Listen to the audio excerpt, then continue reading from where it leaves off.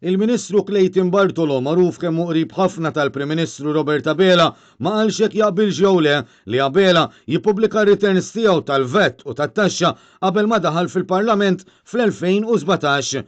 Matul il-ġlieda l-leadership laburista, Bartolo ħafna lil Abela biex jirbaħ u b'ringrazzjament għal din l-għajnuna il-Prim Ministru sablu postu fil-Kabinett tant li issa tefgħu Ministru tat-Turiżmu minflok Giulia Farrugia.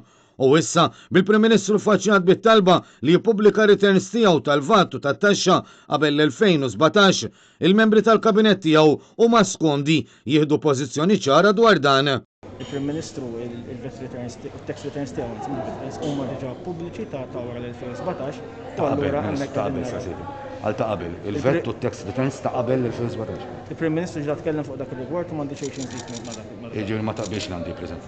Il-Prim Ministru ġa tkellem. Inti bħala membru tal-Kabinett, inti. Il-Prim Ministru ġa taqbel ma taqbilx. Jiena nżomm ma' M'inti x'qed tgħidlek taqbel ġifieri magħha. Jiena qed ngħidlek illi il-Prim Ministru ġa tkellem fuqha u jiena nżomm ma' dak. Iżda kemm Clayton Bartolo qal li l-Prim Ministru diġà tkellem dwar dan, il-verità li Abela s'issa għadu ma weġibx mistoqsijiet mibgħuta minn Net News fosthom dwar jekk u se jkun qed jippubblika ir-returns tiegħu. Fl-istess waqt, l-istess Bartolo qal li lanqas biss għandu idea li l-kollega tiegħu fil-Kabinett Rozjan Kutajjar allegatament ħadet madwar 50,000 euro minn senserija u dan minkejja li l-każ ilu jiġi rappurtat bi prominenza għal diversi ġimgħat. Ma nafx qed titkellem. Jekk għandek xi informazzjoni. Kienet ħarġet fil-medja diġà, ħarġet fil-medja diġà. Għandek xi informazzjoni f'idejk, għandek tagħmel id-duty tiegħek bħala ċittadin bħal m'għamel il-Prim Ministru. Diġà staqsejnija ta' ġifieri dilha li ħarġet fil-medja. Biss ma nafux għadna forsi inti anke inti li inti qrib ħafna tal-Prim Ministru jekk tafx li dan ir-rapporta jew le dawn il-50,000 daħlet allegatament.